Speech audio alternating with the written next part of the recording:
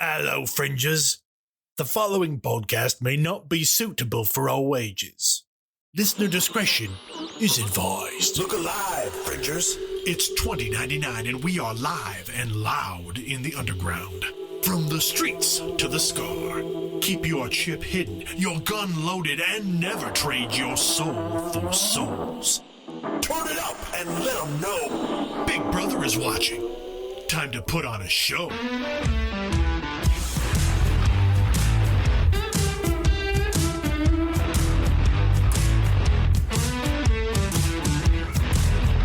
Hello, Fringers. Howdy, Commando Elites and Gorgonites. Welcome to episode 17 of Neon Trails and Identico Actual Play. I am your game runner, the Caleb G. It's March. In my part of the country, it has come in like a lion. Gorgeous weather. Speaking of lions, remember Scar from Lion King? What do you think his name was before they called him Scar? Maybe Philip? I don't know. It's just there's an answer to that. So I know there's an actual answer to it because it was in the Lion Guard, but I don't remember what it was. Smooth face. No. Not Scar. Lion brother. It Lion was Taka. brother? It was Taka, meaning waste or want in Swahili. Well, that's just mean. This poor dude was set up to fail from the beginning. That was the beginning of his villain arc. Hello, new child. We will name you Garbage. Well, let's spend some time with people who are not garbage, who are wonderful human beings who I love to spend time with. Half our crew just came back from Emerald City Comic-Con. Everyone's tired, but we're here to have fun. So let's sit back, relax, and say hello to our crew who know that when they can't accessorize, pulverize. First up, there's a disclaimer. I mean, legal says we're completely covered. It's Mallo playing Galen. Speaking of, legal also told me to tell you to thank you for coming and seeing us at Emerald City Comic-Con, and to thank you for all of the subs that are going on during our hype train right now. Thank you so much. Boop, boop. Next up, if it lacerates or detonates, I want it mobile, I want it lethal. It's Wild playing B. How did you know that I want that so much? It would be wonderful. I'm just very intuitive. Hey, nerds. Glad to see you. And just because you can't see something doesn't mean it isn't there. It's Pete playing Dog. Yeah. What'd you say? Don't accessorize, pulverize, accessorize. Yeah. Avert your eyes before I hypnotize you. Whoa. Ugh. Take him back. And you've been a bad boy and now must be punished. It's Lauren playing Drall. Okay. Hi. Welcome in, guys. Thanks for being here. Super Jackpot tonight. Really excited to be here. And awfully polite for a monster. It's Ethan playing Mox. Not gonna lie, I didn't even hear my intro. I was still thinking about Lawrence. Big same. It's just static ever since then. Static and Peanuts teacher voice. Well, let's get some housekeeping out of the way. Identico is live every other Tuesday on twitch.tv/Identico with episodes of Neon Trails at 6 p.m. Pacific, 9 p.m. Eastern. You can, of course, catch up on episode archives, see all kinds of other videos and clips over on youtube.com/Identico. Like, subscribe, and leave us some comments about where you stopped paying attention during our intros and what you might have missed so that we can catch you up later. Please follow us on the socials for any announcements and news. Look for us at Identico and at Humanoid Games on whatever social platforms you care to use. And while you're on the internet, working, because Facebook and all like that, what went down, and the world was a better place for it today. Those few short minutes of beauty. But when you're back on the horrible internet where we all have to live, swing over to playidentico.com to look at the basic core rules for free, pick up some books, check out our newest adventure, The Dark and the Divine, and see what else might be in the merch store, like book stickers and who knows what else. I think sometimes Mallo just goes through the basement and says, I'm going to put this on the store. So there might be surprises. Just hang out on the website. You never know what's going to be there. If you're on live with us right now on Twitch, I'm sorry, but we're going to get through it. Have some fun. Things are going crazy already. We're already off the rails. Mallo, anything else you want to share with us? I was literally about to take a drink of coffee. Why did you put me up on that one? So I'm so sorry. No, I can vamp more if you need it, buddy. No, it's all good. There is a GM's Day sale going on with our online distributor, Drive-Thru RPG. It's Drive-Thru with a U, RPG.com. It's kind of like the Amazon for tabletop RPGs. You can get just about anything you want there in digital format or print on demand. We have all of our stuff put up there as well. That means you can get the core rulebook and many of our adventures for up to 80% off. Woo. There's a lot of things happening over there. So go over there, check it out. There's a lot of freebies as well that I've put up on both playidentico.com and on that site. Go check it out. Cool. With that being said and done, let's jump into the Wayback Machine and remember what happened last time on Neon Trails. After retreating to the floors of the abandoned prison that were relatively safer, the crew did some more salvage work and acquired about half of their shopping list. While there, they guessed that the prison's inhabitants had been traveling through the walls and that those entry points could be blocked if needed. But the crew was more focused on returning to Solace and dealing with Dr. Hicks, who had not given them enough details about this dangerous job. They exited the prison, loaded up the Winnebago, and drove a few hours towards home before taking a well-deserved rest. Galen called Mercury, the dust jockey leader, and bartered intel on the prison for the rest of the items needed to complete the job. The following morning, on the drive back to Solace, the crew debated how to handle the conversation with Hicks. They also continued the highly important debate on the nuances of communication and agreed that the thumbs up emoji is never okay to use. Except when it is. Upon returning to Solace and meeting Hicks, the crew found him to be cold and inflexible. He remained unfazed by negotiation or threats, but eventually caved when Galen brought up how the foundation of their transaction was really maintaining reputation. When that tense exchange was finished, the crew retired to the Barfly for food and drinks. Bee was summoned to Ferdie's office. There she found Ferdie leaving a back office where someone was bound to a chair. And that is immediately where we're going to pick up. Bee, you are in this office. Ferdie has come out.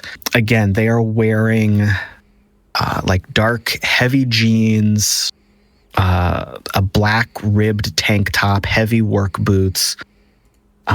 Their hair is pulled up in a very I've got to get stuff done kind of arrangement. You can see their exposed, toned arms and shoulders. They're very tan. You've always known Ferdie to be a hard worker, very strong, very intense when they need to be.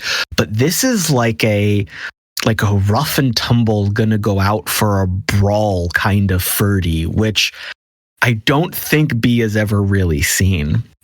So Ferdie has come out. They were wearing very heavy working gloves.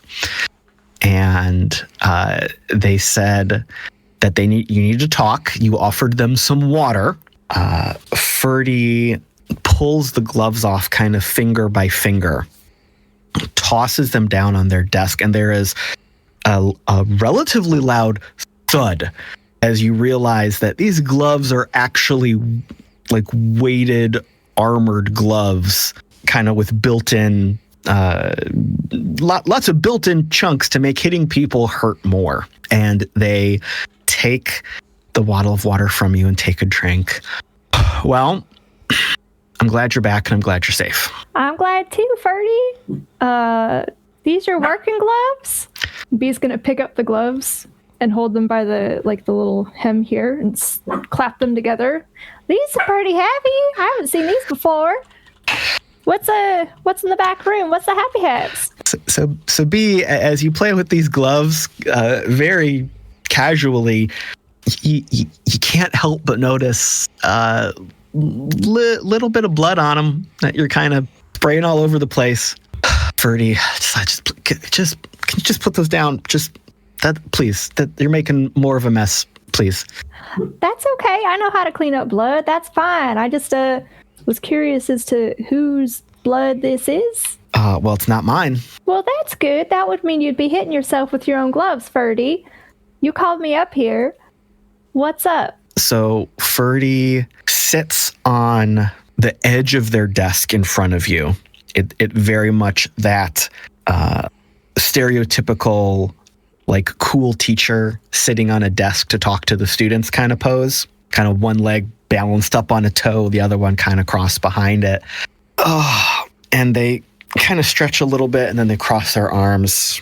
So before you left, you told me that you'd tried to get a hold of, or accidentally got a hold of, someone from the Cobalt Masquerade. Yeah. And I'm gonna accept this as my mistake. Yeah. I know you have been wanting to figure out the world outside of Solace and go on adventures and learn more about it. And I've kind of been trying to keep you safer than I should have been. I mean, with all the shit I've seen, even in the last, however long I've been running with this crew, like, I don't know if you were wrong to do that. I mean, it's kind of my own mess. I'm getting older. I gotta figure out what's what. I unfortunately just don't know how to not stick my shoe in the cow pie from now and again, Good. Yeah, you're right. But, I could warn you about what's out there in the field to step in. I could show you how to avoid some of it. Yeah, Ferdie, because telling me don't sleep with the hot chick at the Farbly or else you're going to bring a whole corpo mess down on Solace. That totally is like a one-off situation. All right, also, good point. Telling me not to sleep with people is like way against all of your rules. So that's not how you raised me.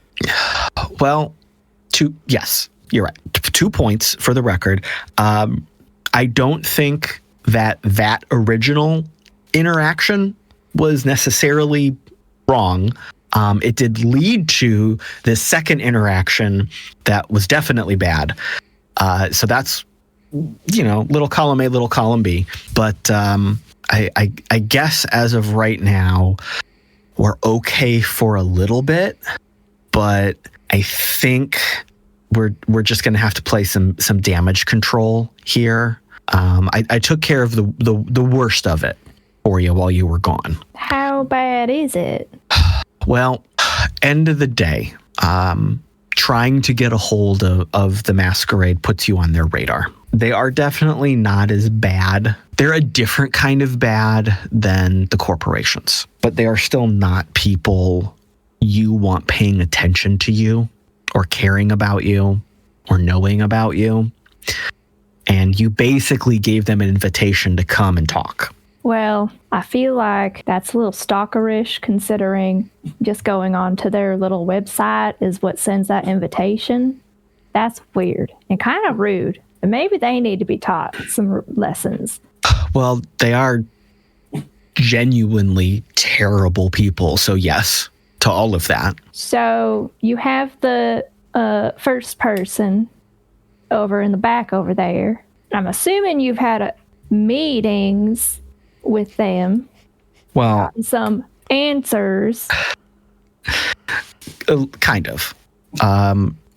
Whoever they sent out this time was not the same person that was here before. Oh, well, that's a relief. This person was a little bit more inquisitive and persistent.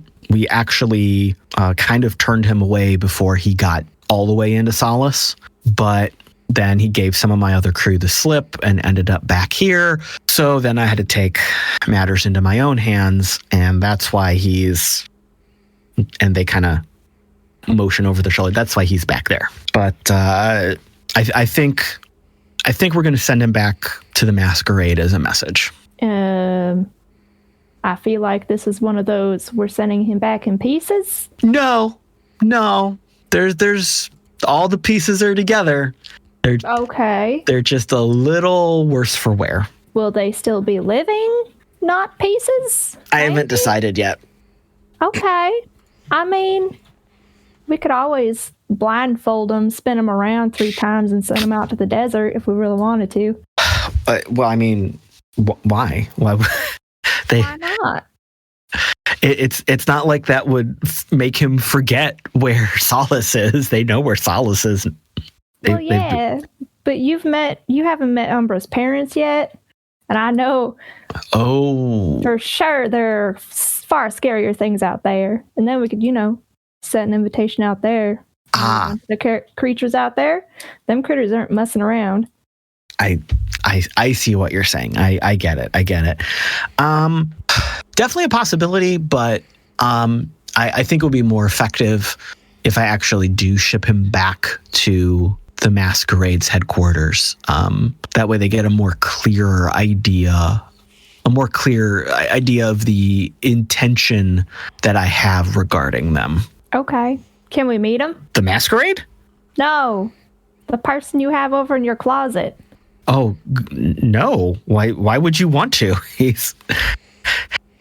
Why not? Well, for one, he's unconscious. That's fine. It'd probably be good to know what he looks like. We're trip traveling all over.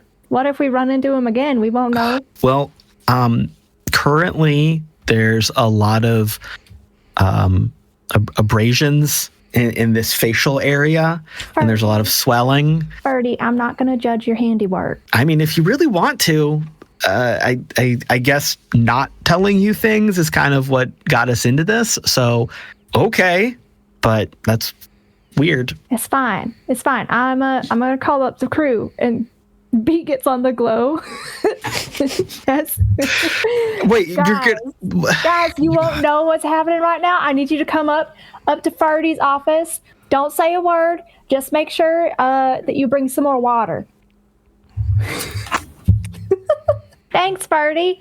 I think it's a really good idea because 1, we have to know what we're facing, and 2, I mean, we could help you carry him out. You have a distraction. I feel like I got bamboozled into this one somehow, but I'm just going to roll with it. I'm learning from the best. Oh, yeah. All right. Yeah, I guess this is my fault a little bit. Okay. All right. You want a drink? I probably need one after all this, yes. B gets back on the glow. Bring a drink! Ferdie needs one!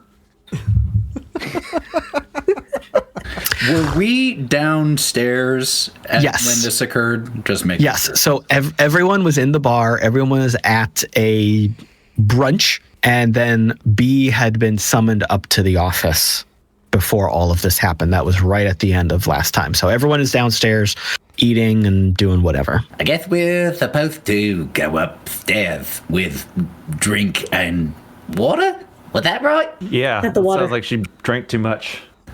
Did we just get turned into the fucking servers? It wouldn't surprise me at this point in time with everything else we've done in this town. I'm just going to grab a couple glasses and some whiskey, and we'll just figure it out when we get up there. How about it? Well, hold on. I mean, looking behind the bar as Galen goes behind. I mean, they didn't specify what drink, and we wouldn't want to bring them anything of low quality. Maybe we should try a few to make sure that we're bringing the good stuff. How else do we know? They're all unmarked bottles. Man has a point, and he slides one down the bar to Give me that good water. He starts pulling things out the back, and he's like, one of Ferdie's staff is behind the bar. What the fuck are you all doing? Wait a minute. Ferdie told us she just told us to do this, bring it upstairs. We're just checking, we're checking to make sure make sure we're bringing the boss lady the right kind of stuff, Look, the bottle's on, as Mark said, the bottle's unmarked. We just got just a whiff, just a taster, that's all. Science requires experimentation. You didn't serve in the war, so you won't get this, but Ferdie will. Omaha, this is a mission. Yeah. Carte blanche. Omaha, yeah. They need me over there. I'm just going to pretend I've been over there for the last 5 minutes, so I'm not involved with any of this, and I can't be blamed. I'm going to go over there. Yep, makes total sense. Not chatting with you. Good man, no trace. They trot off. That was shite. A couple sips later, I'm sure we start to head upstairs with water and drink. Dog, Drall, Galen. Yep. This one ain't water, but we're taking it. All right, so you go back through the kitchen, you find the stairs, you head up to the office, you hear B and Ferdie's voice.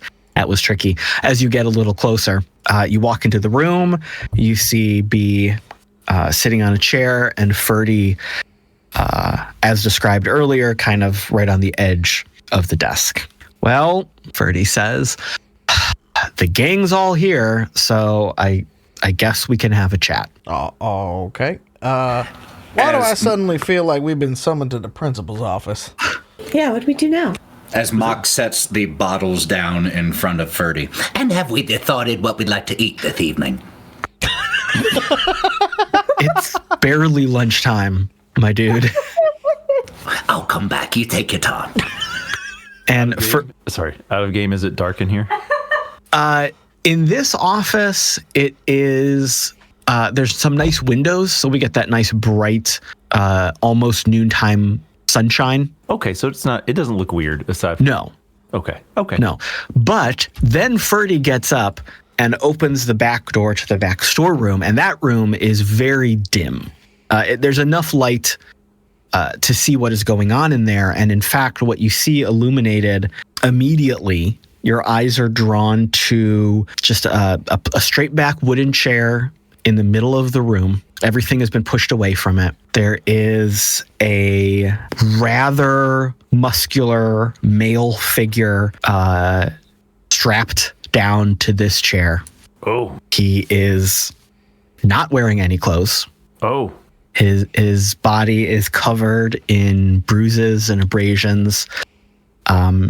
His entire upper body he's like leaning forward from the waist, leaning heavily, full body against ropes that are holding his whole weight. You can tell this is like dead weight. He's either passed out or worse.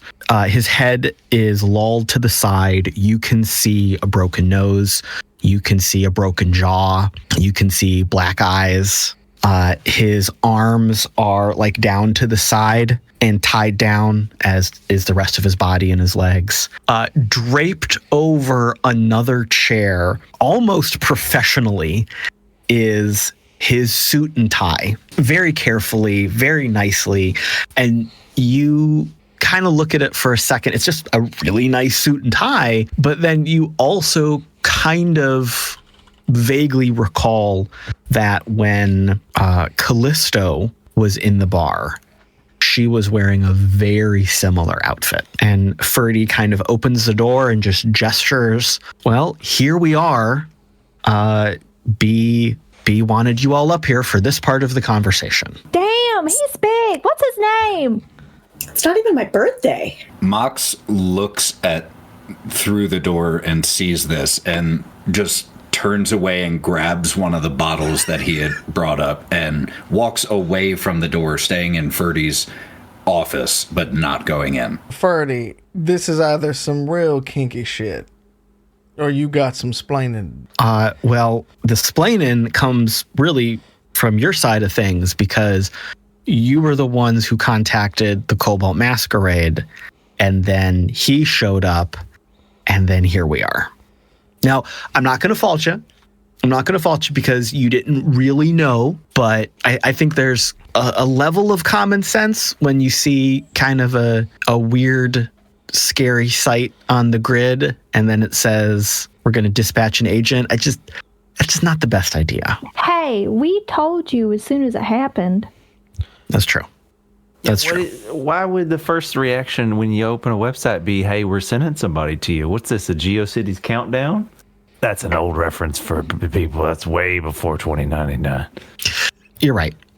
The masquerade does operate with a very, very strange set of rules, and you probably wouldn't have thought through it or known the dangers of it. But yeah, we're just in a tough spot right now. Is where we're at. I love this treatment that you're doing here, and he's just gonna kind of go up and like kneel down in front of him and look up at him and see if he's still conscious and things like that, and just kind of like, inspect the details, so to speak. But so Galen has seen people worked over, and this is that. This is that type of backroom. You crossed the wrong person, you said the wrong thing kind of conversation. Mm-hmm.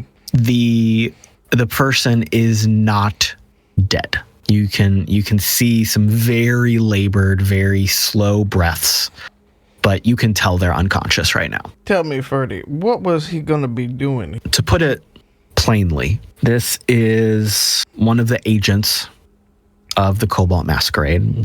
They called them acquisition managers. Their job is to track down assets for the club and then protect and monitor those assets until they become Masquerade property. Looking over to be your Callisto was one of them. She didn't know me. I think she was newer. Otherwise, this whole situation probably would have kicked off a lot sooner. They typically work by word of mouth referrals. They're not advertising who they are or what they do. So by contacting the site, it's kind of one of those, we assume you already know us and now you're getting a hold of us kind of things. You shouldn't be getting a hold of them if you're not in on what they're doing. So when this fella was dispatched, he was under the assumption that there was someone here who was bringing something to the Masquerade, or possibly a member who needed assistance. We turned them away from Solace, but in doing so, he saw and recognized me. Unlucky happening there. And he was very persistent in returning. And that brought a pretty high level of threat to us. So I had to make sure he couldn't really communicate back to the bosses. Hi, Ferdie, you said we, so you were part of this? One of the many mistakes of my youth. Mm-hmm. And he recognized you. So this man has been in for a little while at least, unless they keep one hell of a data. They do have very good records. You're right. But this was definitely one of the more seasoned agents. And how many other Cobalt Masquerade or former Cobalt Masquerade folks are here to have apprehended this fella right here? Oh, that was just me. He smirks a bit and it's like, well, I like where you coming from now. So yeah, I think we can stay off their radar for a little bit. I don't think we pose an immediate threat to them, but they are not the type of people to ignore slights against them, real or perceived. They hold grudges. They're petty, small-minded, scared individuals with way too much money. Ah, so they're CEOs, I see. Most of them, yeah. Got it. From where Mox is standing, still outside of that room, they hold grudges, and you're wanting to send one of their men back in a box? Is that wise? I don't necessarily think it's the best idea, but I don't think there's any good idea here, because if he doesn't report in, they send more people, because now one of their active agents is missing. If I send him back in a box, they at least know that I'm ready to fight. Like I said, shitty situation, shitty choice. There's no good choice here. Tell me something, and he puts down a glass in front of Fergie and pours way more than 2 fingers worth of whiskey. Tell me now, how does somebody of your stature leave an organization such as that? Because there's usually only 2 ways to do that, and neither of them are good. Did you pour that for Ferdie, or did you pour that for yourself? No, he places it down in front of Ferdie. Oh, okay. Yeah. Okay, so Ferdie accepts it and slugs it back. Oh, thank you.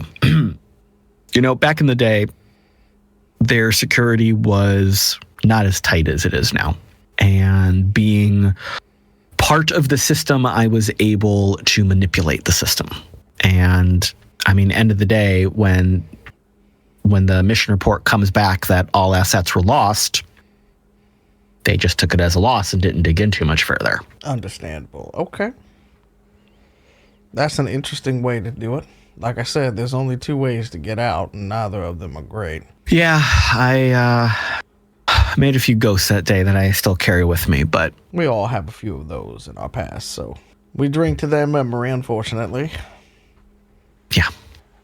So, does that mean that whoever owned those keys that we picked up was also part of the Cobalt Masquerade?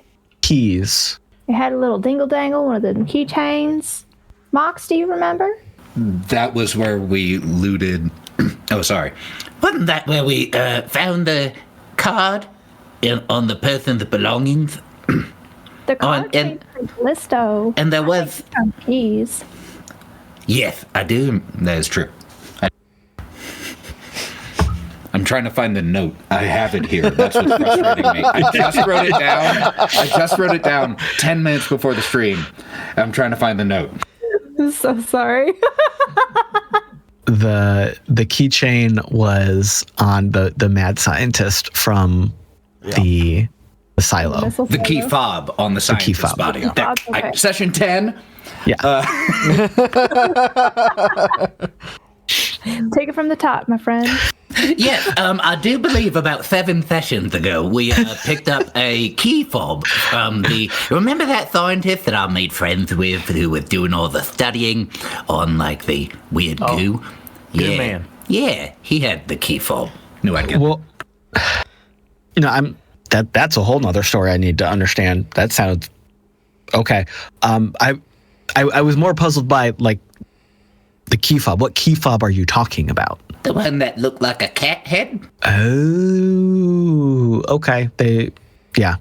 Was it this? And Ferdie opens a drawer on their desk and pulls out one of the business cards, like B had from Callisto, and it's that thin little metal with the cat face on it. Was it this symbol? And it's exactly what was on the key fob. This is his, by the way. Looking at B's reaction and face, this was his. Oh, okay. I emptied his pockets. Okay, yeah. So that's something that they give to members or prospective members as kind of a calling card. It's access to facilities.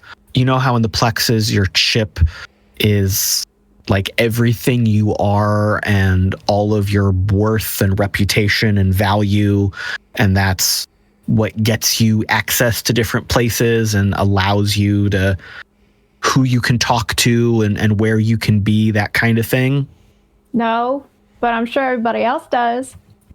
Oh yeah, that's a thing, by the way. Sorry to break it to you, kid, but that's how the rest of the world works. That's awful. Do y'all have chips? Can we eat them? No, it's not quite like that kind of chip, and some of us left that life behind us, but did you throw yours away, Ferdie, or you still have yours too? My card for them? Well, seemingly it's MasterCard. It's everywhere you want to be, so. No. All that stuff got burned in the wreckage. But the point I was making was these cards are like their internal club versions of a chip. Mm-hmm. It's like exclusive to them for trading favors, tracking your standing within the club, moving through the different levels of authority or standing within its walls. It's this whole cloak and dagger, who's better than who kind of thing when you get in there. It's gross. Mm-hmm. So they have markers and stuff like that, maybe. Yeah. As well. Okay, well, we seen him. He's ugly. We got shit to carry out and make sure that they don't come back. Is there anything that we need to, like, I don't know, do to make sure they don't come back? I don't know, honestly. It's kind of the waiting game. Can we, like, make a sign and be like, if you're part of the Cobalt Masquerade, we'll shit on you? Please don't. Please don't. Because look, when you're a secret club, you don't want people to know your name. So when people are saying, here's the name of the club, then the club knows you know the name and they know that you know, and it becomes one of those, well, if you know, but you're not in the books about who's allowed to know, then you shouldn't know. And that's when they send people to make sure you forget. We could always just put the cat head and put it on fire and put it on a nice little flag. That's no. Now it's just more of an insult. B. I appreciate your willingness to escalate violence, but it's the wrong direction right now. You always said I had an explosive personality. I just figured it was a good thing. Yeah, but you got to know when and when not to. And this is a when not to situation. Oh, I didn't know those existed. Okay, well, I'll follow everybody else's lead then. I do want to do one thing, and B's going to pick up one of the gloves and put them on and go up and go, pat, right into the dude's nose and be like, that's because you ain't Callisto. Bye. And turn around and throw the glove down. So this guy's head just kind of lolls to the other side.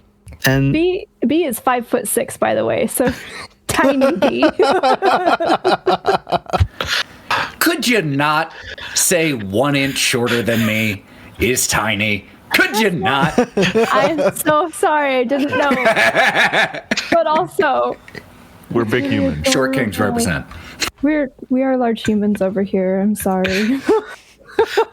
I guess the height starts in the West Coast and shrinks over to the East Coast because 5'6" over here in Ohio.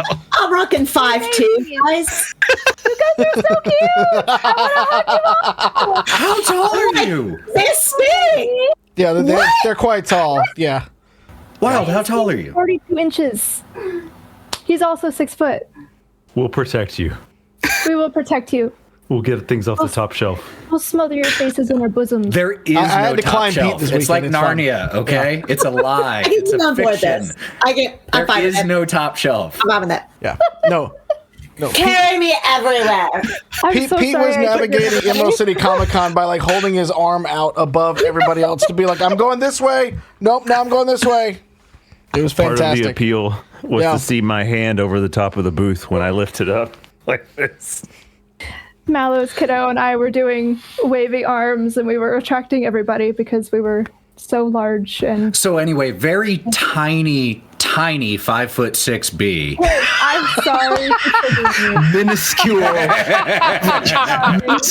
average height person. I think it's adorable, and it's also only from my own filter. So I'm sorry. My mom is 5'2" as well. So if that makes you feel any better. I don't take it personally.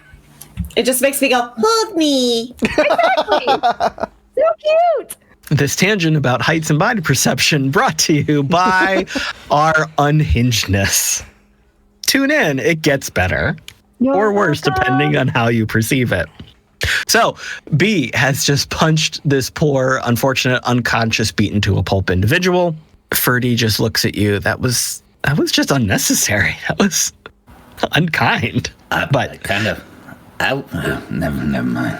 I'm going to take care of this. You don't need to be involved more, says Ferdie. Stay safe. Stay quiet. I think you said you just wrapped up a job or came back from a job, right? Yeah, we're drinking after a job because that was a bad job. That job sucked. Can we put another person on the list? Can we put this other person in the closet? Can I borrow your gloves? Let's one thing at a time. In order. Priorities, appropriate reaction, and priorities. Let me deal with this first, and then we'll move on. I would recommend being very careful with any other jobs you take right now. Make sure they are from someone that has been vetted. Nothing secret, nothing that might be suspicious. Maybe don't take any jobs just in case, but if you have to, like, play it cool. And Ferdie kind of looks over to Galen and Drall being the more responsible of the party. Just be smart. But I'm going to take care of this. Y'all can go back to finishing your post-job party. And I will do better to keep you in the loop going forward. Thank you. This all feels like it's tainting the party, but just if anybody from the masquerade gets a hold of you, if this Callisto comes back, just get a hold of me right away. Run the other direction. Please be careful. This has the potential of going very bad. Hey, Ferdie. So I'm kind of freaking out about this a little bit. This is a little more than I'm used to for the most part, but like I like you, and is there anything I could do for you specifically before the shit hits the fan, or is it just gonna hit the fan and just like prepare yourself kind of thing? Well, I appreciate that. I like you too. Thank you. At this point, I don't know. This could be nothing. This could be everything. Yeah. I'm not trying to hide anything from you. I'm being honest and clear. I just don't know. We just have to wait and see. We'll amp up security here. We'll put in a couple calls to a couple people, make sure we've got some eyes on the roads leading in, on the skies. But until something happens, we won't know it's going to happen. Okay. Ferdie, I'd like to stay for a minute when everybody else leaves and have a discussion with you real quick. Is that okay? Yeah, that's fine. And he'll look back at the rest of the crew, and Mock's still holding the bottle and everything like that, and just kind of looks at it. It's like, I'll join back up with you here in a minute. You don't mind if it'll... Ferdie just gives you a wave. That's fine. That's fine. Ferdie, I'm taking these. They match my outfit. They are too big from you, and they need to be cleaned. I'll clean them. No, put them down. I'll get you another pair. Can they be hot pink and hot purple and black? That defeats the purpose. Oh, my God. It'll make them go super fast. No. I'll leave you alone. We'll talk about this later. Have fun. Why do I do this to myself? Why?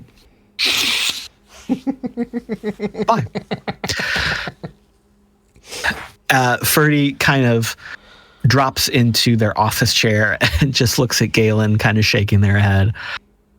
All right, what can I do for you? But before we finish that conversation, let's follow the rest of the crew downstairs. What is everyone doing? Do you go back to eating? Do you go back to your various homes and hang out for a minute? What's the plan? I mean, I think Dog's going to need a couple drinks to kind of settle on that one. Y'all are welcome to come with. But, I mean, he holds up some bottles. He's like, I mean, we got, we're good. B will be joining because that's a lot to digest about Ferdie, but also B's in their mind like, oh, Ferdie's so badass. I didn't even know. So like Bee's kind of buzzing a little bit, super glowy and happy, but also drinking and eating more with Dog. Drall will also follow Dog and Bee to get some delicious sustenance. But she's kind of going to be sad and moody about it. Because it's kind of heavy. But then she leans forward after about a beer or so. Oh my god. But we can talk to the paper boy if we need, like, quick cash. I'm sure he'd hook us up. Like, under the radar. We gotta be careful, right? But we don't need to worry, is what I'm saying. Because, like, I kind of know him, you know? Okay. Okay, that's all. Anyway, more drinks. And, you know... Oh, go ahead. I was just going to say, before sitting down, as everyone was getting settled, Mox would have gone over to his hacked jukebox and started Wish You Were Here by Pink Floyd playing. Drall, you were you just had this conversation. You're kind of sitting there. You're vibing on things. It's so funny that you just mentioned Paperboy because suddenly he's calling you. He's listening. I'll be right back. Hello? Hey, is everything okay? Are y'all all right? Are you safe? Yeah, we're at Ferdie's. Oh. Why? Oh, you're back. Oh, okay. Yeah, we just got back. The place was so fucked, my guy. Okay.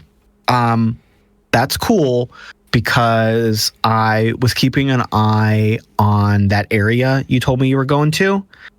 And yeah. I just saw a fucking convoy of dust jockeys way outside their territory, and I freaked out. I thought something went real bad, so I was really worried. Wait, you freaked out? Yeah. Wow. Yeah. Cool. I mean, no, we're good. We're good. Okay. Okay. Yeah, we're good. But DJ's going that okay. Yeah, we're good though. Okay. But you were worried though? Yeah. You told me you were down there. We knew it was a weird, fucked up black site, and now suddenly some of the most dangerous people in this part of the country are hours of travel outside of their home territory where you are. Like that's bad news, friendo. Super fucking bad. Yeah. Oh my god. If you have time, I'll show you what I got from that place just so you see what we were working with. I mean, if you want to.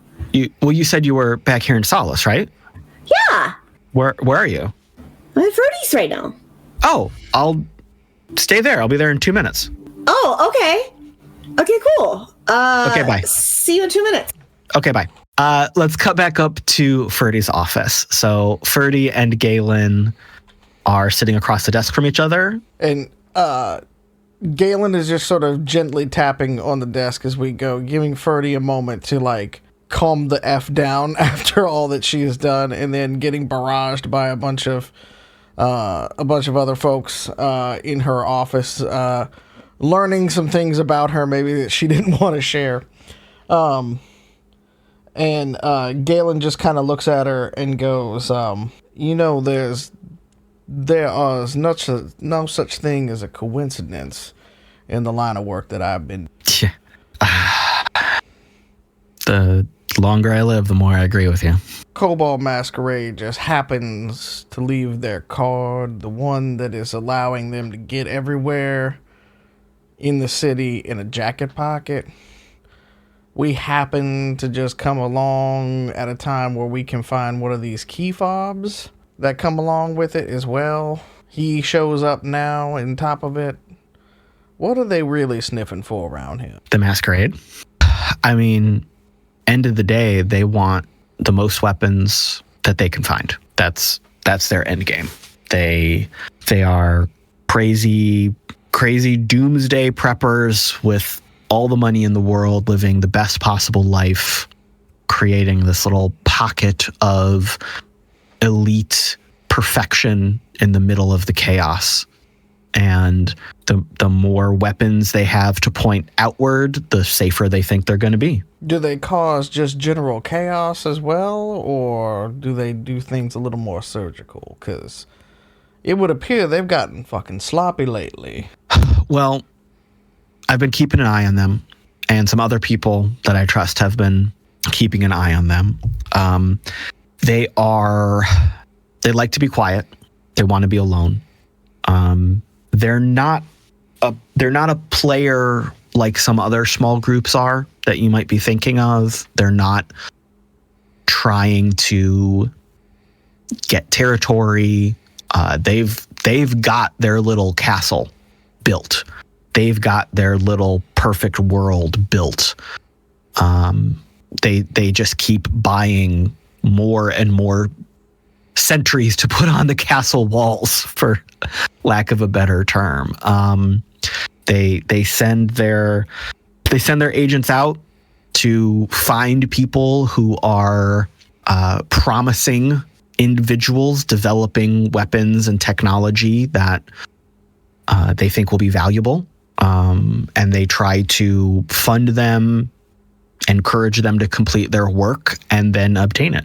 If I remember back when you and your little crew first met up, wasn't there some talk of some sort of wild weapon being built or being researched? There was with one person, but let's be honest about that.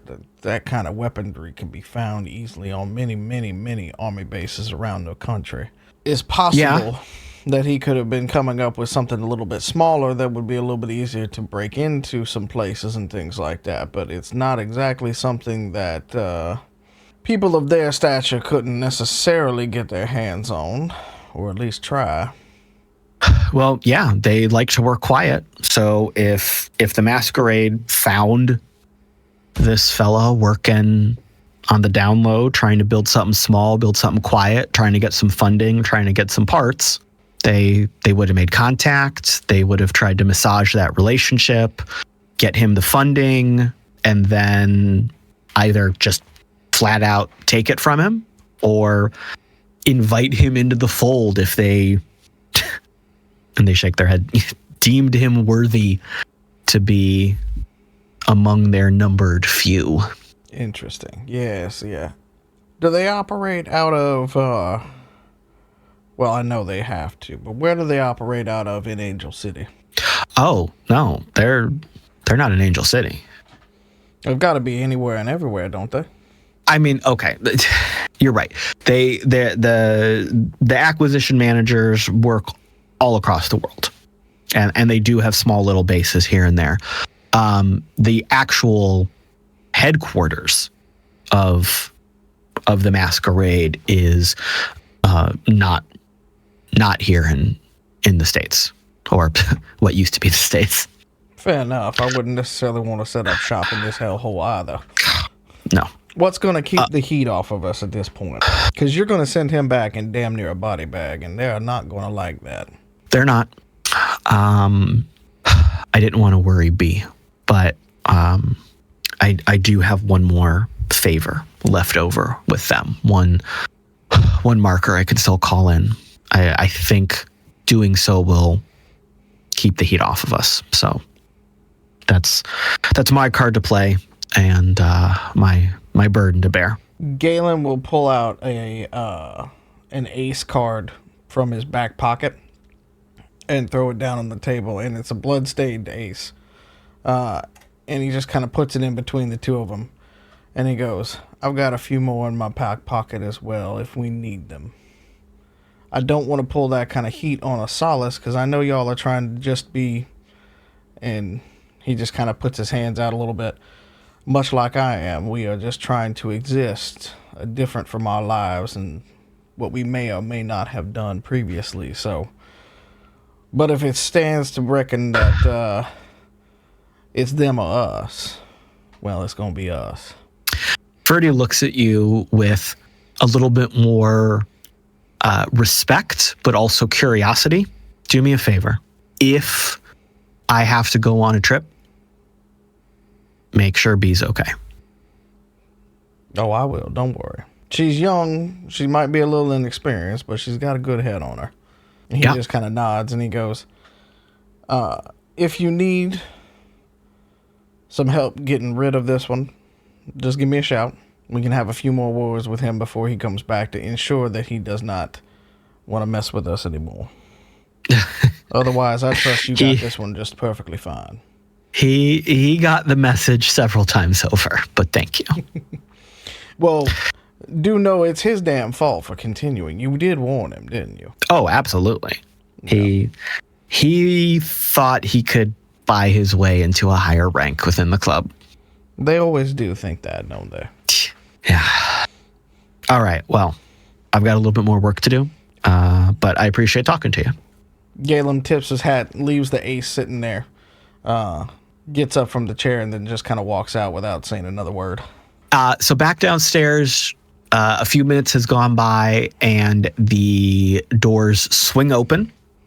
Paperboy rushes in that way that he was walking super fast, and he's out of breath, but he's trying to hide it the second he walks into the building. So he's like, he looks around, and he sees Drall at the table, and you immediately see a little bit of a relaxation in his body language. His shoulders droop, a little bit of tension drops out of his posture, and he tries to casually walk over like he's just, oh, hey, what's up? But it's a very direct walk through the groups of tables. Hello. I'm so glad you're here. Hello. Glad to be Hi, here. everybody. Hey, everyone. Hey. Hey there. Cool. So yeah, you had a crazy job, huh?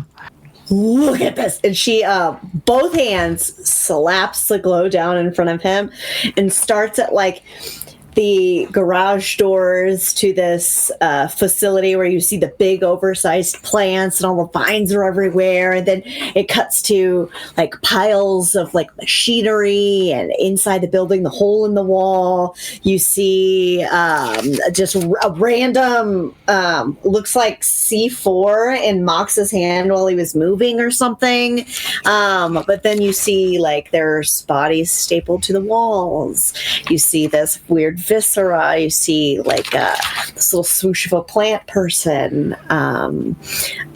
Shows the elevator doors, the hallways, just the decay and just how things don't feel right here. There's all kinds of stuff in there. Death of flesh. As this is happening, Mox just glances over, sees Drall doing this, pulls his glow out and slides it over and taps on it to start the video from his watcher, and then just goes back to refilling his drink and humming to the songs. Drall. In. Oh, sorry, go ahead. B joins in with footage from Umbra following the hulking figures downstairs with their glow. Drall elbows him. Look. Wild. Paperboy is dumbfounded. Drall, you have never known him to be dumbfounded in the time you've spent working with him and knowing him. He has always been this cool as a cucumber, master of the room. He's the one with the information. He's the one who knows the secrets. And not only are you dropping this information on him, but you're giving him this multi-cam, multiple perspective influx of data, and he is just jaw open watching. He's moving from feed to feed, from glow to glow, trying to take it all in at once. He's looking at one, he catches something out of the corner of his eye, looks at the other one. What the fuck did y'all get into? Seriously. And as she sees the reflection of the individual screens that he's looking at in his eyes, her eyes kind of light up really wide and happy as she sees this complete speechlessness in this very calm and collected individual. that she's come to know, and she's just kind of like, yeah, it was pretty fucked, my guy. So, Hicks? Woo! First of all. Second of all, we could only get part of his stuff. Third of all, it was one thing after another down there. So Paperboy sits back in the chair, kind of kicks it back on its back legs a little bit to lean back, trying to regain a little bit of composure. Since this is a very haphazardly put together chair that isn't really screwed in all the way, the chair leg kind of gives out and he falls a little bit, but he catches himself. He stands up. He had been wearing like a slick leather type jacket with some cyberware and some lights through it to make different patterns of things. He pulls that off. You can see him kind of trying to get comfortable, but he's very uncomfortable in what he's wearing right now because there's so much influx of information that's kind of overwhelming him. Everything is starting to kind of bother him. He's got a hoodie on. It's like a tank top hoodie over a long sleeve shirt. He starts to pull that off. He's just getting too hot. Okay. So wait a minute. So you went and he pulls up the sleeves. He's like scratching at the tag at the back because like the sensory input is just overwhelming him a little bit and everything's a little too itchy. Okay, wait a minute. So you went wait a minute. You went to an abandoned detention black site for Hicks, who down the street, 2 doors on the left, Hicks. 100%. Yep. There's these giant fucking plants. Is that one as big as the building? That one, he like scrolls back on the. That one was as big as the building. That's a plant that's as big as a building. Shut your mouth. I can't. I have to tell you the things. If I shut my mouth, I can't tell you the things. Oh my God. What? And then also, I can lock the door if you want to just get more comfortable. Just go ahead. You can lock the door to the bar? I was curious about that too. Yeah. That doesn't make sense. Lock the door to the bar so she could shut down for indecent exposure since so-and-so likes to... it's not a big deal. It's not, anyway, we're going to gloss over it anyway. That guy over there has no pants on. I'm fine. I just took my jacket off to get comfortable. He's got no pants on. Yep. Yeah, it's always been kind of a rule here. Just be comfortable. Feel at home. It's all good. Really not sanitary. Let it hang out or whatever you say. Bleach. First off, this is so much good information. Thank you. All of you. Are you all Drall's crew? I don't know if we've ever... we're friends. Yeah, we're on a crew, but they're not my crew. I'm kind of part of their crew. Probably. I don't know if we have a leader. That explains a lot. But Galen, I think Galen's probably... Yeah, that's Dad right there. Hold on. No. She's our leader. No. But let it be known. Definitely. Everyone here saw it. The plant people were scared of me. But Drall's... There were plant people? Whoa, Wait a minute. How did I miss... There was plant people? Check this footage. Oh, my God. Rewind. Time machine. 30 seconds. No, what we found in there was scared of me. But the important part is that Drall is the leader. Galen, you are coming down the stairs through the kitchen right as this conversation is happening. You've been working with Drall for a while, so you've probably talked to Paperboy on the Glow, but this is maybe the first time you've seen him in person. And here is this like wiry, scrappy, totally average height, 5'6" individual, just hanging out, animated as hell at the table with your crew, right as Dog is saying that Drall is the leader. Hey, Galen. Paperboy. Oh. Galen. Oh, yeah. We talked that one time the two of you were making that run up north. Yeah. This is super interesting though. Wow. All of this stuff? Jeez. Yep. Yeah. Baptism by fire. Yeah. It was intense. Yeah. So wow. And then on top of that, and he kind of rubs his chin, and then so all that shit was out there.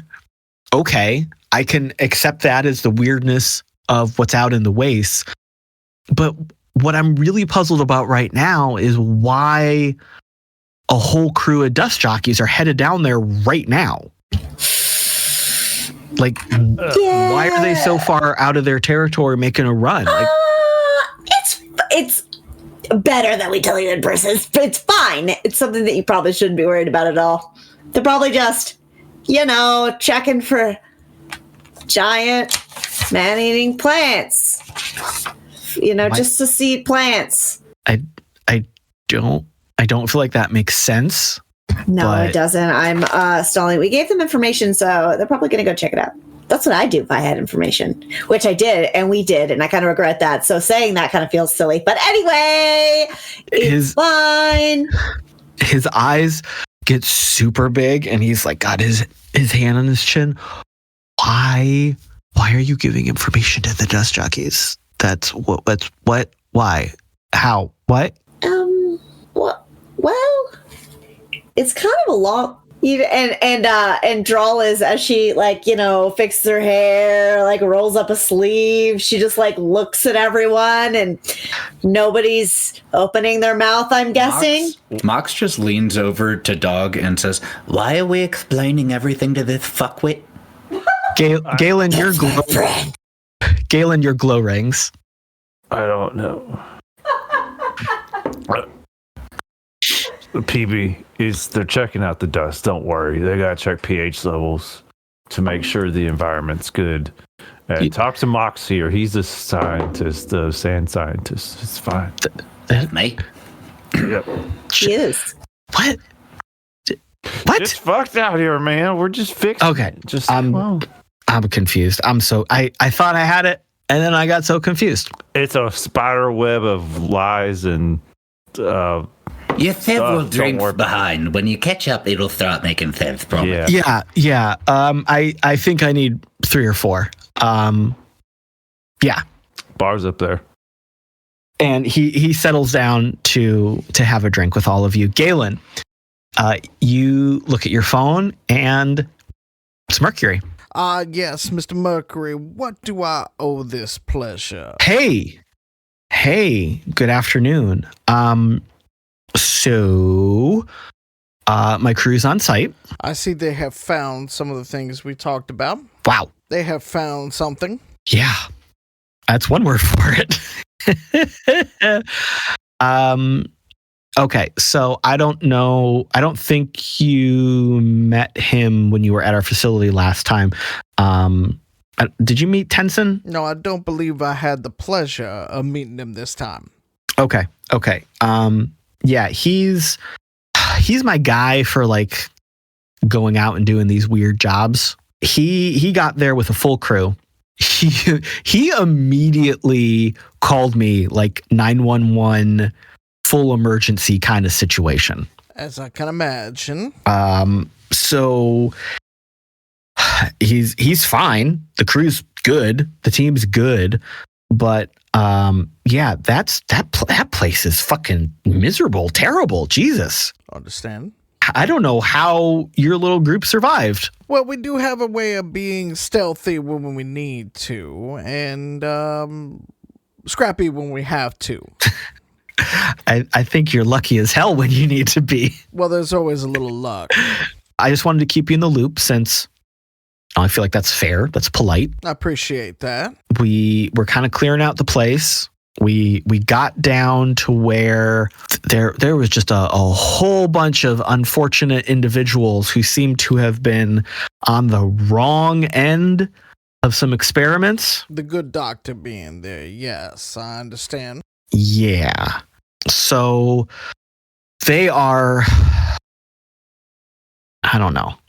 They might be beyond repair. They might be beyond salvation, but we're gonna do our best. Well, that's awfully nice of you to be bringing them back to civilization. I hope that your men have been able to find some things that they were usable while they were on this excursion. Yeah. So there's definitely a lot of good stuff left over.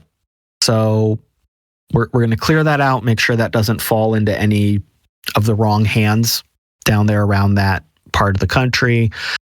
I'm going to do what I can for those people that suffered the worst. Try to figure out really what happened. One of the tech boys that was 10th and was grabbing some of the files, looking for security footage. Seems like a bunch of the servers got jacked. Like, that's weird. Now, we'll say, while we were down there, we did see some very cybered individuals who were dragging a lot of the tech down through a cave of some sort, or we're not really sure. So that could explain where the servers went. Yeah, I don't know. I don't know if that was a more recent thing. I don't know if someone got in there right before you and your team did, but like it looks like a whole bunch of servers and some other tech just got gone recently. I will say the 4th floor was particularly harsh. Tencent didn't say they'd gone down that deep yet, but I'll talk to him. I'll see what's going on. I just wanted to keep you in the loop, be on the up and up with you. Yeah, no, I appreciate that so much. All right. Well, that was it. I just wanted to let you know what was going on. If you need anything else, get a hold of me. I'll let you know what else we find. All right, I appreciate that so much. Back with the rest of the group, Paperboy is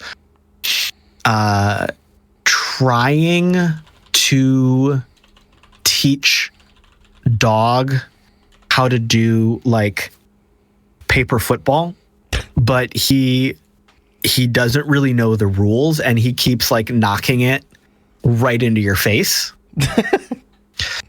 He's really excited to have this group of fun people to be with right now. Like, this is really giving him a fresh vibe. He's really happy. You seem like you're having a good time, buddy. Yeah. This is, with all this going on, with all this other stuff, like this feels really good that there's some people who get what I'm trying to do that I can help. Right on. I like this. Yeah. You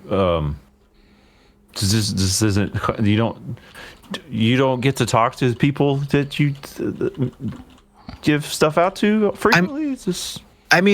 Well, Drall knows. Drall knows I'm the information guy. Like people come to me with secrets. People come to me buying secrets, selling secrets. I'm out there on the grid poking around. I'm looking for stuff. I'm making sure the information stays where it should, and comes away from the people who are trying to keep the information from the rest of us. So it's mostly me just working by myself on stuff and talking to people when they need me or when I need them, but not like this, motioning at the table, like not this kind of thing. This isn't what I do. Well, dang, you provide a good service. I mean, Drall's told us quite a bit about you. She's mentioned you a few times. Oh, yeah. She like strokes her ponytail a little bit and kind of like just kind of resituates at the table. Yeah, nothing weird. She just says you're real good at your job. You got the hookups. You seem pretty cool. Now that I'm meeting you, thanks. We're playing the footballs. Like, that's cool. You've got room to improve, but you seem fun. This is like the most fun I've ever had. Real. Ever. Oh dear. Well.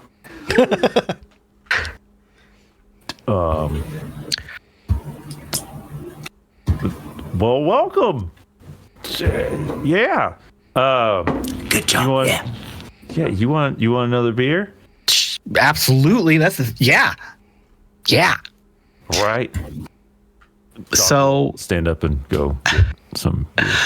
So it's lunchtime as this continues to go on. The Barfly is starting to fill up with typical lunchtime crowd of different people getting off shifts from the different more industrial parts of Solace, swinging in for lunch. So a lot of noise has been building over the minutes that this conversation has happened. There's a lot more people in the bar.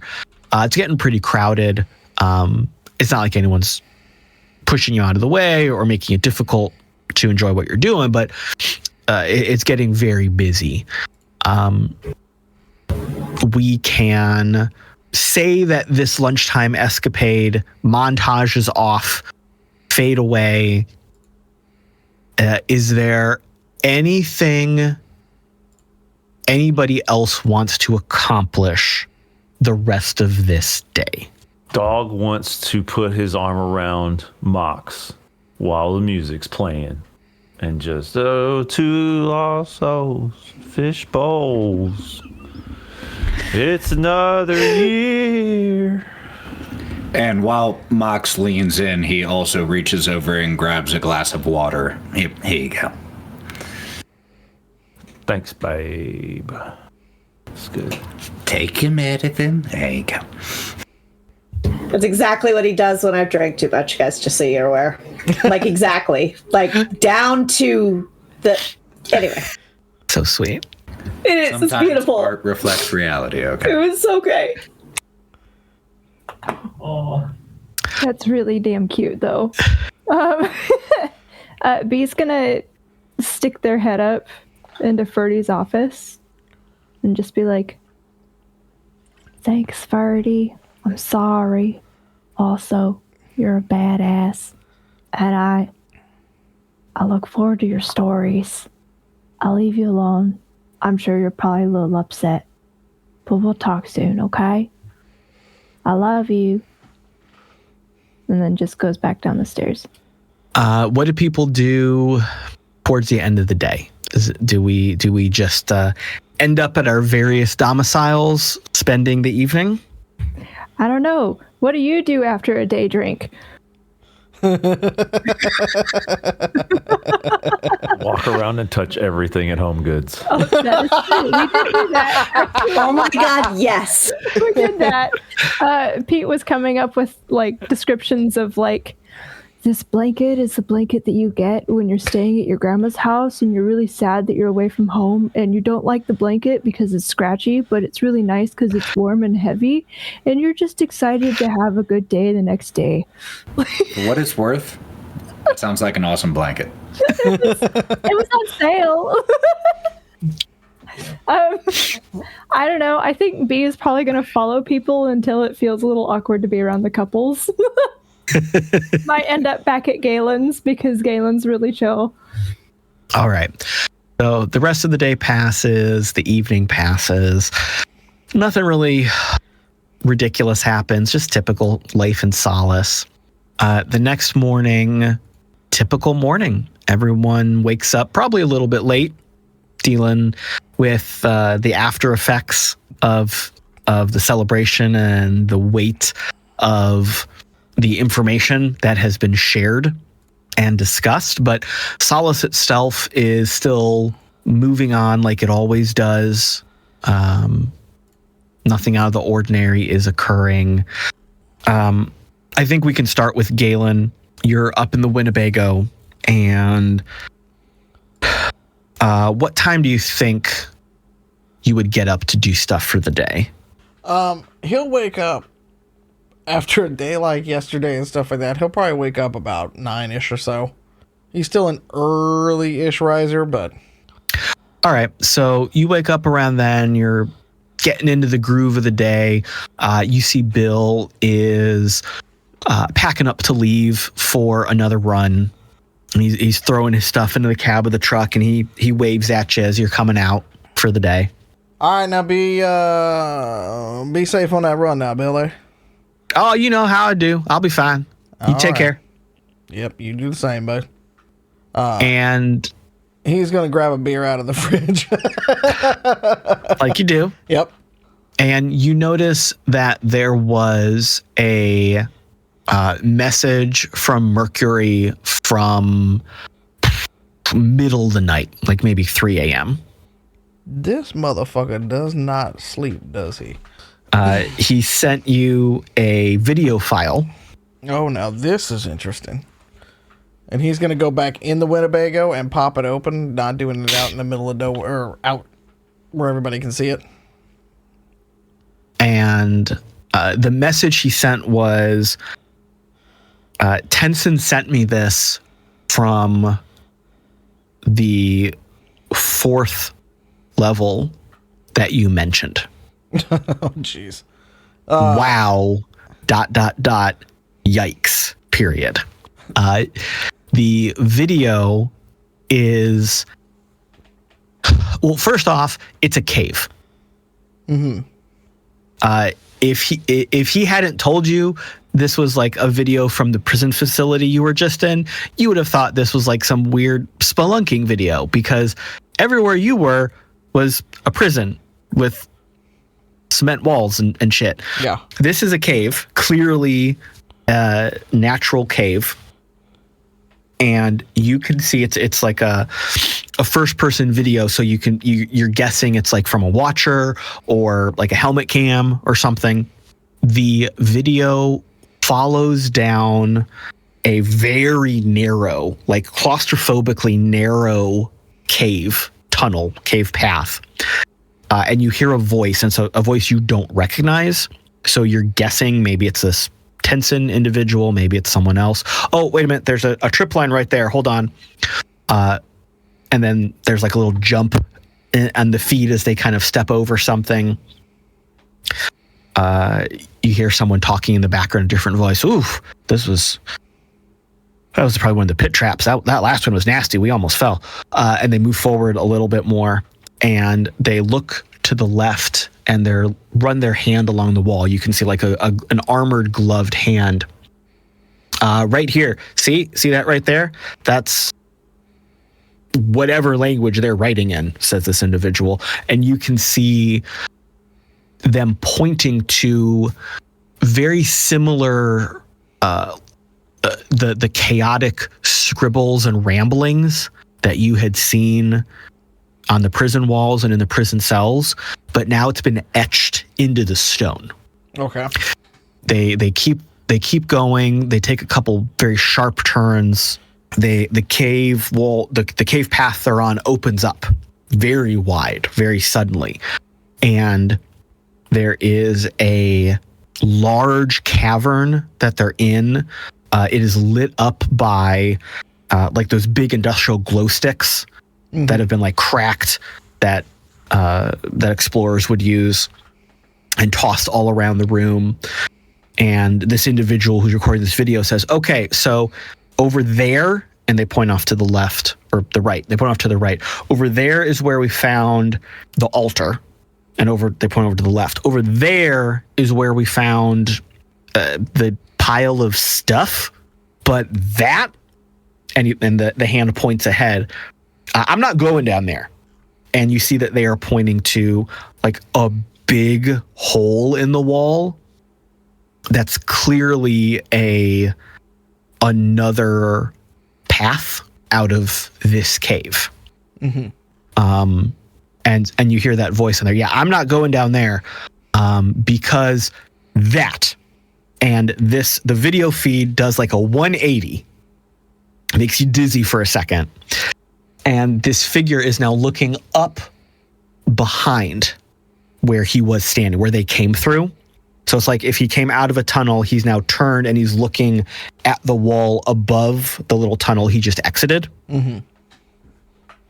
And the light from their video device, whatever they're using, is playing across the ceiling of this cavern, and partially etched into the cavern walls, partially spelled out with various pieces of technology that has been staked to the wall is a phrase, a sentence, and it says, "Behold the slumbering master, we await the time to serve." And the video stops. Galen is going to text back to Mercury and says, "Assume they made it out alive?" You mean my crew? He's texting back to you. My crew? Yes. Oh yeah, they're fine. Okay. They had a few script. Can I call you? Sure, absolutely. Like you can see him starting to type you see him typing the little 3 dots, and he just calls you. That was just gonna take way too long to type, man. Fair enough. But you can see why we titled that episode "Nope" and just came back out, right? Yeah. Y'all should not have been down there. So none of my team died. We did get scraped. They did get scraped up a bit. I'll tell you that much. So near as we can tell, there was the people who'd gotten all fucked up in the lab. They were contained. Mm-hmm. My boys pulled them out, and they're back here in the facility. We're trying to take care of them. But then there were the other dudes, and those were the dudes that were taking all of the tech. Mm-hmm. They were tough customers. Tenson said they were quick to rumble. They were like doing these kind of crazy hit and run tactics. Sometimes it seemed like they were really smart and really trying to intelligently engage the team. But then sometimes it seems like they were just wild, doing whatever pure chaos kind of stuff. His best guess is they were like some sort of weird cult, almost worshiping something out there. You watch the video, I'm guessing. So they think something's down there. I don't know. Tenson didn't want to go down there, and I don't blame him. Neither do I. No. Suffice to say that I did not get even as far as they did, because I did not want to take on any of that. Yeah. Apparently, they had dug through the prison level into these caves that were underneath the facility and filled the whole thing with pitfalls and explosive traps and bombs. It was a fucking nightmare. Well, I'm glad that everyone made it out okay, but I'm glad more too that you were seeing that the information was good. Oh, absolutely. And they proceeded with caution. Yeah. We did find some more of the information. We did find some of the servers. Definitely a bunch are still missing, though. I don't know if they got destroyed or scrapped for parts or someone else got in there and took them. But best we can put together, the riot that happened, I think it was like 7-8 years ago is what it looks like. That was a riot from the prisoners over the medical testing that was being done. Understandable. They had a huge scrap with the detention people,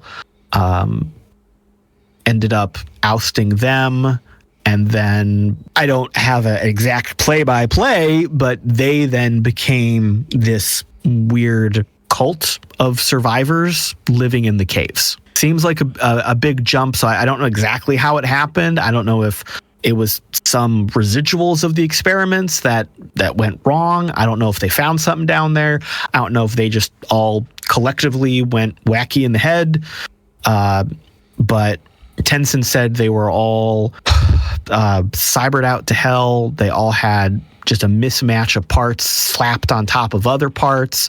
Some of them they haven't even lost the parts they got replaced. They just had extra parts bolted on. Like he said there was one guy with like 8 arms running around.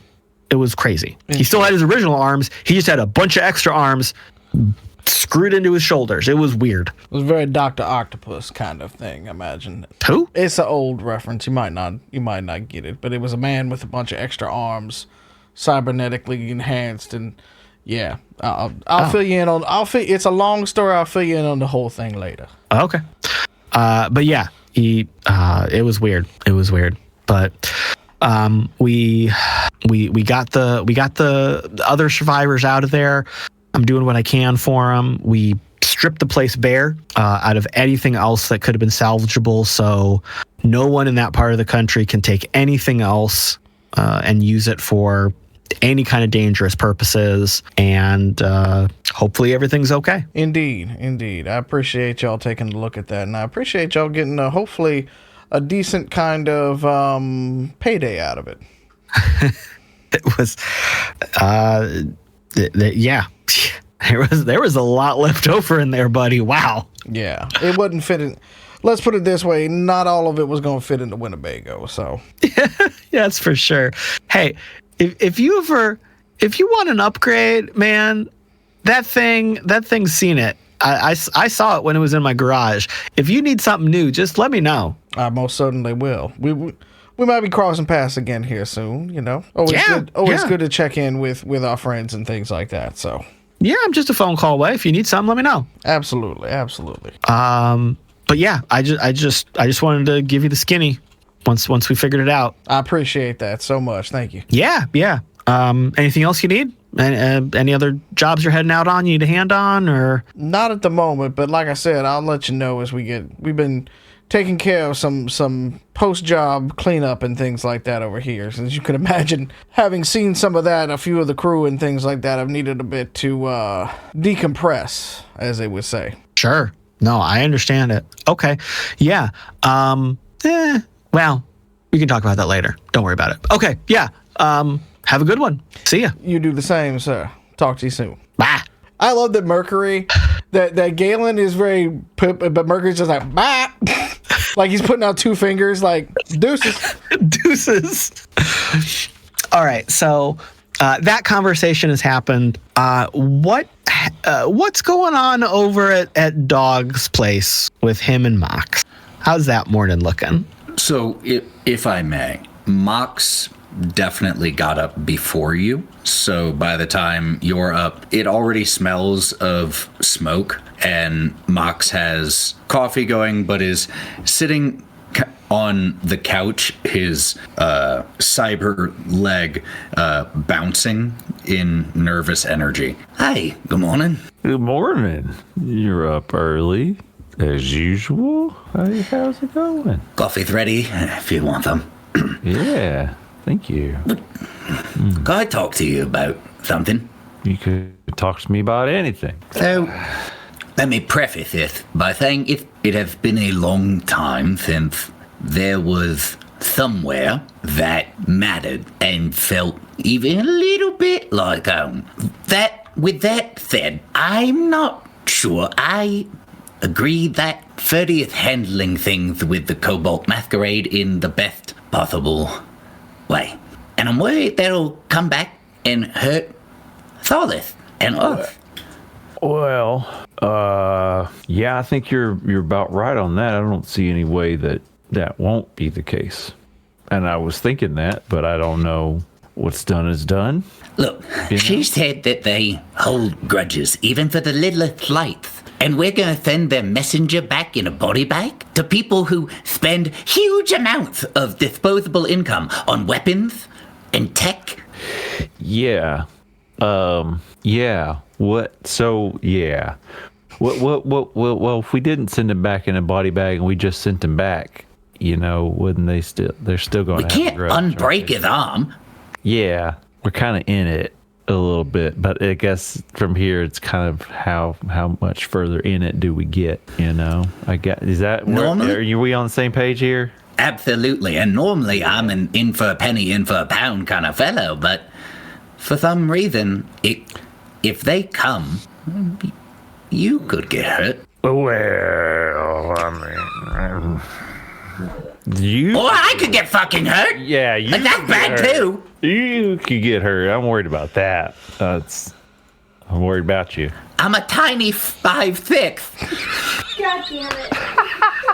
The record is Mox's actual height. It's been on his character sheet since before session 1. Hold on. How tall is Dog? How tall did I write down? A dog's 5'9", so he's, significantly larger.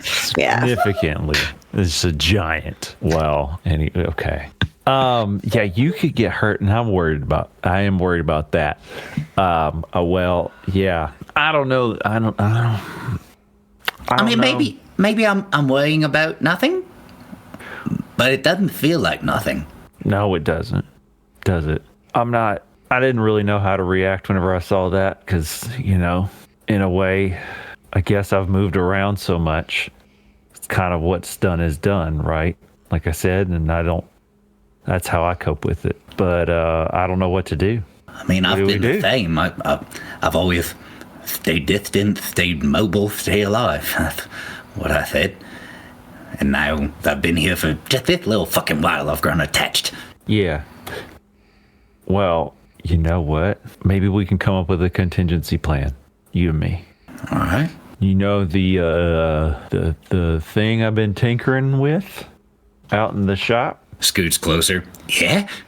He finally gonna tell me what it is. Yeah. So I saw some.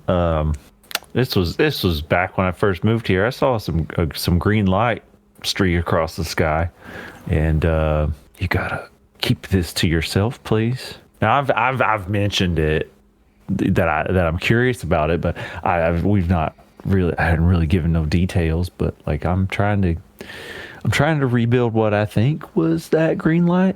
And I think that it might seat a couple people if we get it rolling. Well, do you need a hand? Actually, yes, I do. I mean, I'm real smart. I'm real smart. Babe, you're fantastic. But maybe I could look over a few things, like just like make sure, like just second check everything. Yeah. Good. Second set of eyes is always real good. But it's your project. I promise I won't take over. Hey, I appreciate that, and I know you won't. That's why I told you. That's why I let you know. I could use some partner on this. So, I mean, if what's done is done, I guess maybe having a way to get going if we need to. Is that mean? Does help. Is that bad? Thank you. Couldn't fucking sleep thinking about it all night. Yeah. Jesus.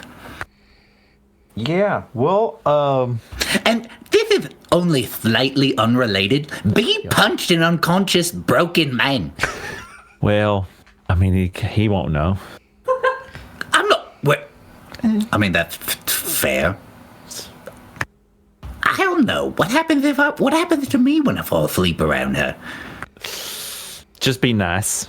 Don't mess with Umbra, and don't mess with Ferdie. I think we all know that now. If I was ever, I'm almost glad that things didn't go worse when I hacked a jukebox. She might cut off my big toe if she didn't like the thong. Yeah, I'm gonna stop reasoning stinking stealing beer because that's scary. So, yeah. But yeah, he don't know. I think it's fine. I think it's okay. Just don't tell him if he's not dead. Just raises his coffee mug. If he's not dead. He's not dead. And as you both salute each other and toast with the coffee, let's move over to Drall. Drall, did you get up to anything last night, or was it just a quiet night relaxing at home? After all that chaos. How's the paperboy feeling? I mean, well, I think yesterday was a high point in Paperboy's life. okay. I think he spent the day with you and the group, celebrating and relaxing and bouncing around Solace. As to his activity during the evening, I think that would be up to how he and Drall parted ways. Well, she's definitely before they parted ways, when ways looked to be about to part, Approaching the parting process. Drall, she'll take her hood down and she'll pull her little ponytail over to the side. So, it's cool she's gonna put her hands in her pockets and just kind of like kick a rock a little bit. So it's pretty cool to see you outside of work. Yeah. Yeah. So he put his little hoodie vest back on, and he's carrying his jacket over his shoulder. Yeah. It was really great. I'm so glad. I'm so glad we could hang out. I'm so glad you let me hang out with your friends. It felt really nice. And this information, my God, I don't even know what to do with it, but it's been such a good day. It's been such a good day. I'm really glad it was a good day.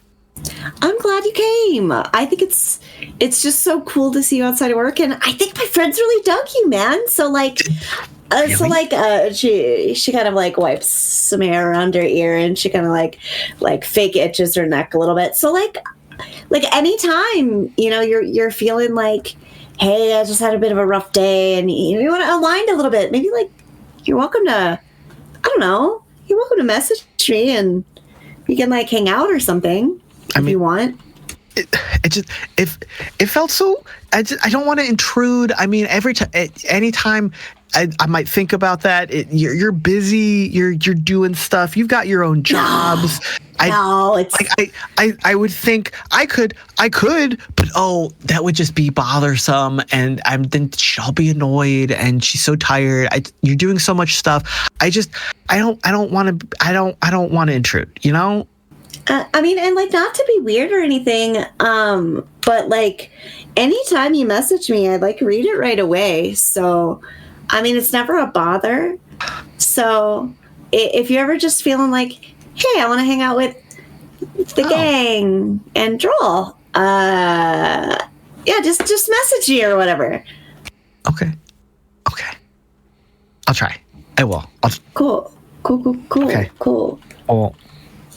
Cool. I guess I'll mess. Yeah. I'm gonna. Gotta go heat up some. I would offer, but. And then I've been with you all day, so I'm sure that I'm sure I've got work piled up. So I'll just and then later. For sure. Message me. Yeah. Okay. Be safe. Bye. Yeah. So that was last night. This morning. What is Drall doing? When does she get up? What's the first thing she does? The first thing she does is she checks her glove. So you see that there are 2 messages from Paperboy. And there's all your other emails too. There's all your other job board alerts, blah, blah, blah. Other working people, whatever. But there's 2 from Paperboy. One of them says, and this is the first one.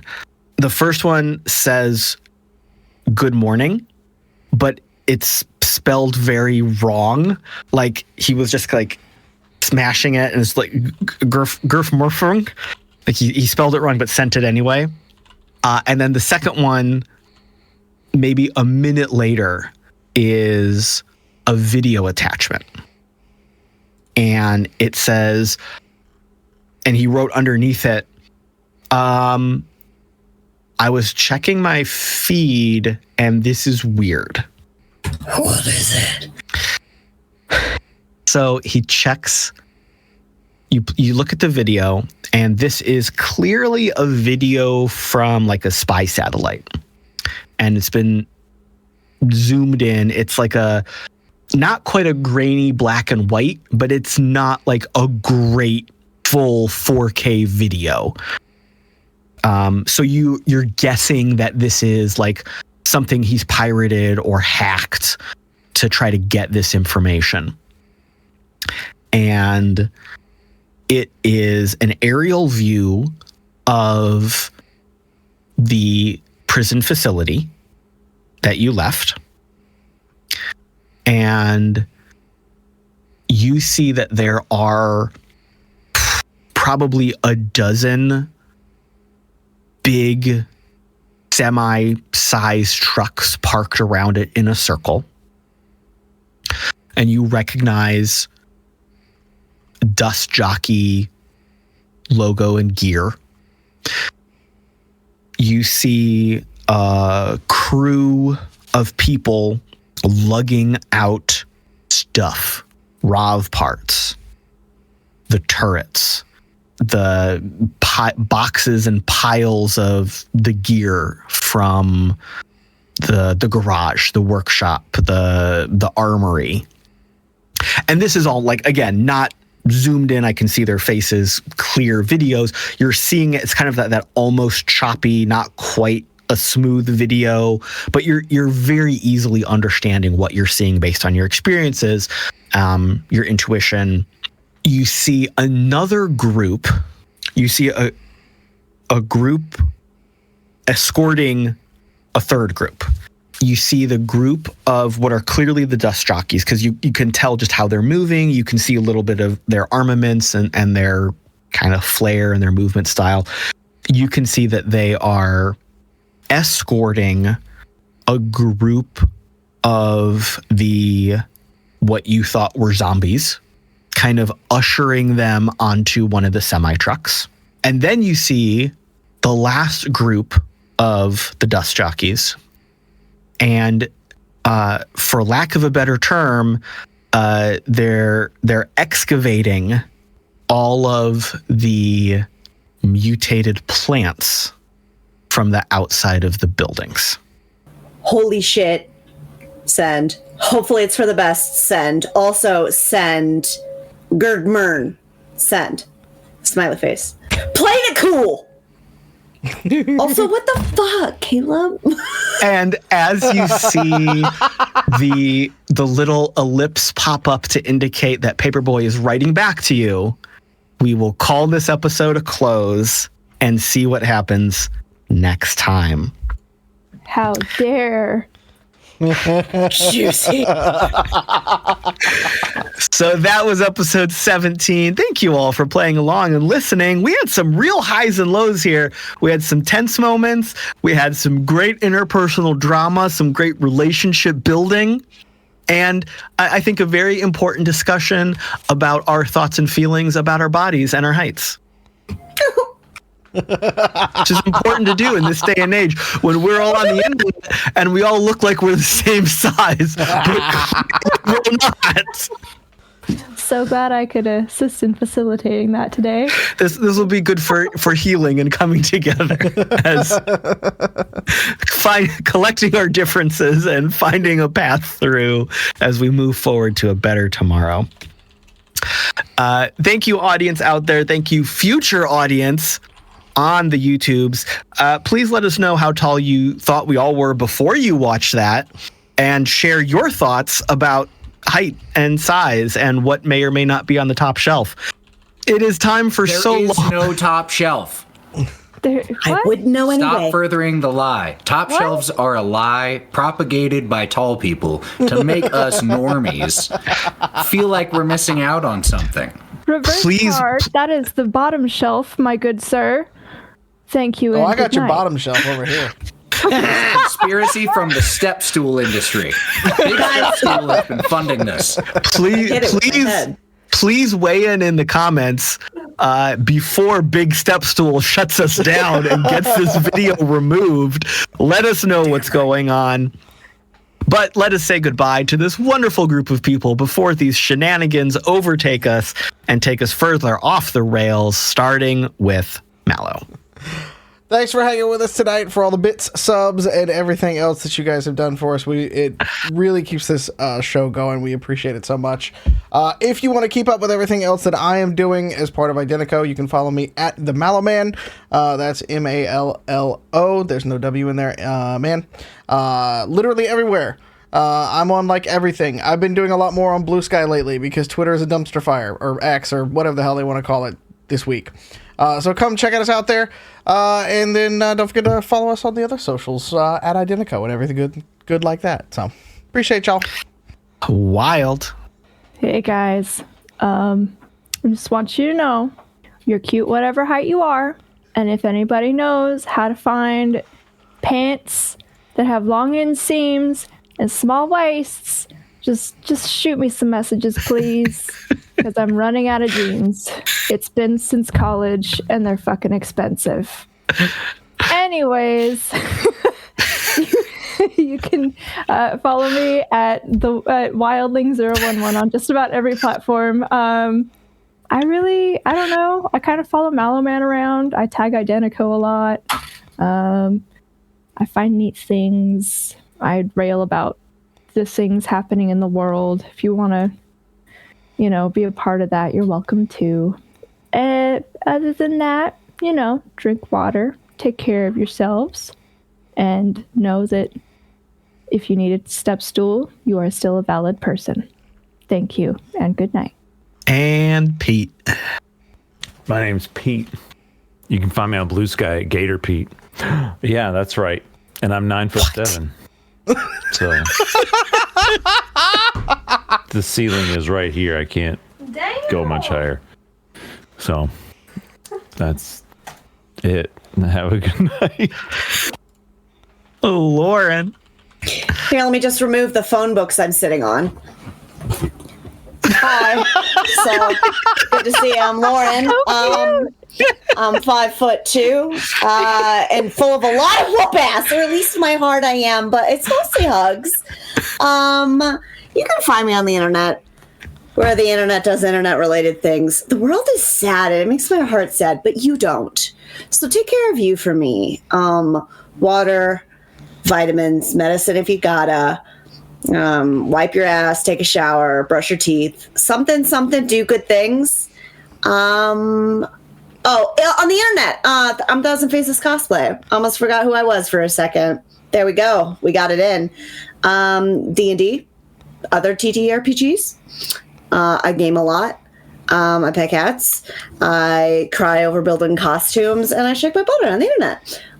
So that's just basically who I am in a nutshell. Oh, and snacks. Have a good day, guys. Thanks for stopping in.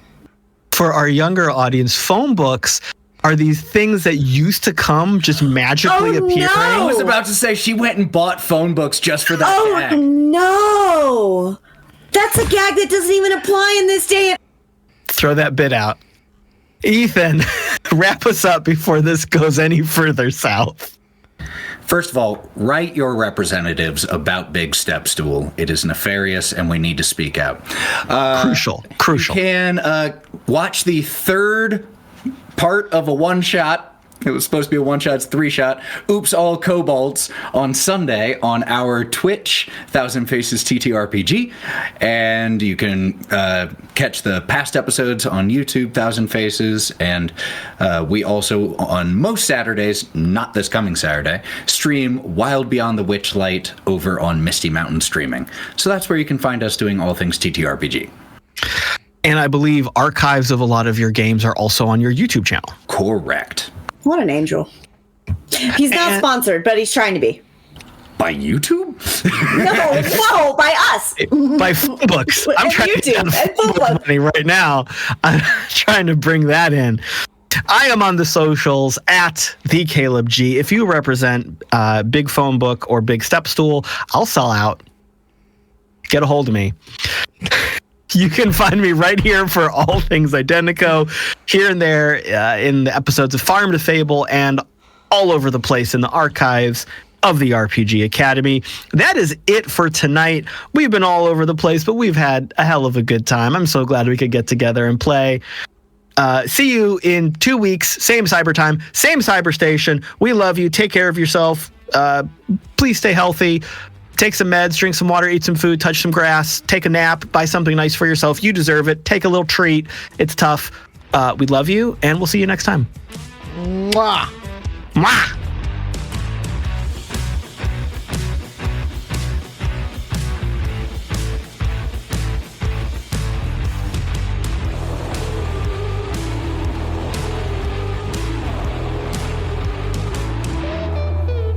Neon Trails is Ethan as Mox, Lauren as Drall, Pete as Dog, Wild as Bee, me, Mallo, as Galen, and the Caleb G is our game runner.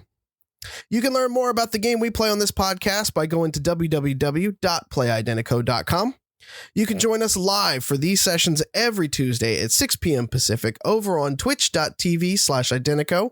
And you can watch along with past episodes and see additional content like how to play videos over on our YouTube channel, youtube.com/Identico. Finally, you can follow along with us on the socials at Identico on Twitter and at Humanoid Games on Threads and Instagram. Thanks for listening, everyone. We'll see you next week.